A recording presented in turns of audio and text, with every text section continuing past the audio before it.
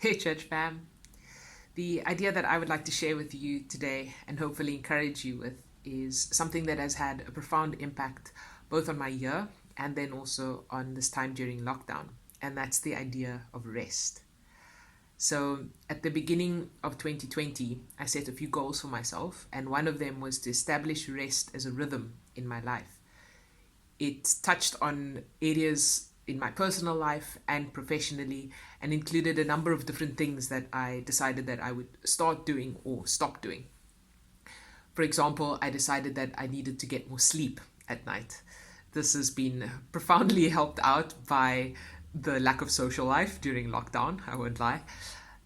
Things as well, like ensuring that I took a proper rest in the middle of the day around lunch. So actually taking a proper lunch break, away from my screen, just me, my book, the birds on the balcony, and then also practicing Sabbath on a weekly basis as well.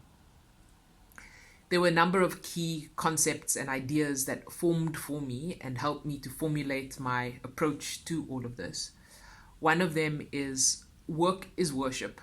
Some of it is income generating and some of it is not. And when I dug deeper into that idea that some of it is not, it led me to realize that, well, all of life is worship then.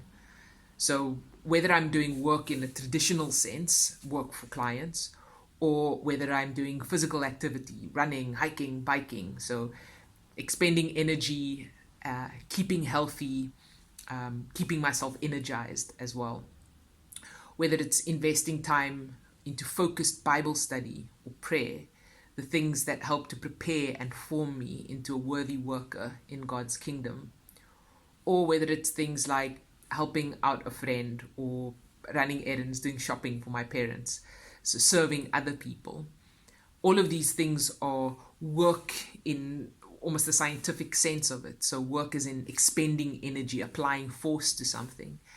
And in that sense, as I found that as I prioritized God glorifying rest more and more in my life, I had more and better energy to put into all of these other things as well. Tagging in on the idea of Sabbath, it's definitely not for me about bringing up some Old Testament ritual, but about really acknowledging that I am not the one that is keeping neither my life nor this planet in motion. About taking a time out to soak in, really just acknowledge and spend time on that. For example, even though we may be told to pray continuously, so we should just always be praying, always be in communion with God, always chatting with Him and bringing Him into our lives, like when we need parking spaces. That doesn't mean that we shouldn't also invest and take out a special block of time to really be praying as well. So that's what Sabbath is about for me, living every day that Jesus is the Lord of the Sabbath and that in Him I find rest complete. But then taking out a special time each week to really just soak in that and remind every part of my heart and mind and body about that as well. If, for example, in the Genesis story, God rested on the seventh day, then maybe we should follow that example. God didn't need rest, but He seemed to see it fit to model that to us. And so I think I'd like to follow that model. And then also, if Jesus said Sabbath was made for man, not man for the Sabbath, then the implication is that there's a blessing in Sabbath. And I'm keen to tap in on that blessing. How do we then kind of practice this or think about this in a modern sense? How do we do this today? There's a model, kind of 4 components that helped for me to think about the law, not in the letter of the law, but in the spirit of the law, and think how I can practice the spirit of the law today. So the 4 components are: first, stop. So stop work. Stop being productive. So that means not doing life admin and errands and household chores on that day either. It means stopping worrying, stopping thinking about work, stopping feeding our desires. So maybe staying away from Facebook and Netflix and Instagram and those things that are created just to feed and stir our desires. So first component is to stop. Second component is rest. Stepping away from the normal routines that we have in our day, handing over control, mind, body, spirit, just resting. And after we've stopped and rested, the next component is delight. And those first two components may feel like it's about saying no to things, but the delight shows us that saying no to some things actually allows us to be able to say yes to other things. So for me, I say yes to a really good breakfast in that morning, and that's part of my delight. I make a breakfast and I just enjoy it, savoring every mouthful, taste and see that the Lord is good. And as we delight, the next component, so firstly, stop and rest is about healing, right? And then that gives way to the delight, and then the delight turns into gratitude, which naturally is worship. So the fourth component is worship. And that can happen in whatever way feels good and right and comfortable, or maybe uncomfortable to you, whether it's singing or speaking out your praise to God. You can take those four components and really apply them in any way, no matter what your life context or life season is.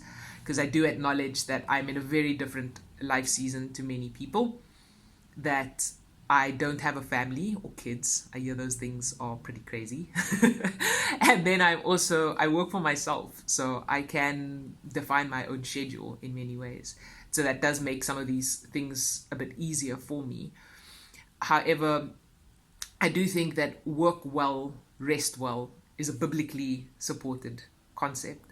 So Paul in Colossians said that we are to work with our whole hearts, wholeheartedly in everything that we do, as though working for the Lord and not for man. And there are many verses that speak about rest, even these things about Sabbath that I've described as well.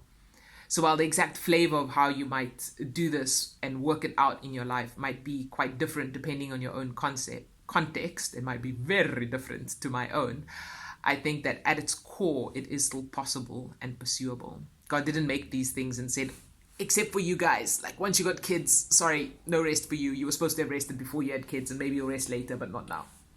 No, I think it's possible and pursuable for all of us.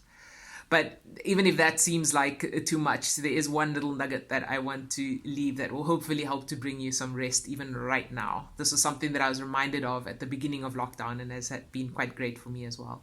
And that's that simple idea of just taking a Bible verse and meditating on it, repeating it over and over and highlighting a different word each time you do. So a good one in this sense is be still and know that I am God. And I would think on that word be and how it's not do, it's just be.